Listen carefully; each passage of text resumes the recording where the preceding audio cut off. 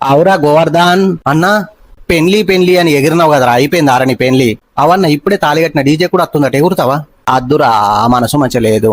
ఏమైందన్న, mutton సక్క వేయలేరా? మంచిగా వేసిరా, 2 పూల బొక్కలు కూడా పడ్డాయి. మరి ఎందుకన్నా ముఖం గట్ల పెట్టినావు, క్యాన్సర్ వచ్చిందా? అవలే కానీ వారా, క్యాన్సర్ వస్తే ఏమైతుందిరా? ముక్కులకెళ్ళి రక్తం కారుతుంది. మరి నాకు గారింది ఎప్పుడన్నా? కార్లే, మరి ఏమైందన్నా?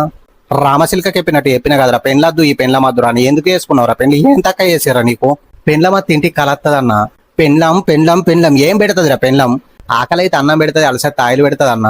నెల కాగానే ఇంటికి పైసలు లేకుంటే నేను బొందా పెడతది అన్నా.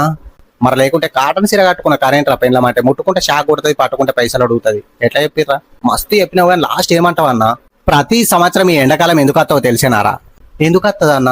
మనం బిచాలం అని గుర్తు చేస్తాను. ఇంట్లో వందమంటే ఏసీ ఉండదు, బయట తిరగమంటే కారు ఉండదు. కరెక్టే గానీ ఇది ఇప్పుడు ఎందుకు చెప్తున్నావు అన్న? అవలే కానీ వారు అడిచుటోళ్ళ చెమటలన్నీ కూరలు పడుతున్నాయి, చూసుకోమని చెప్పురా. సరే అన్న.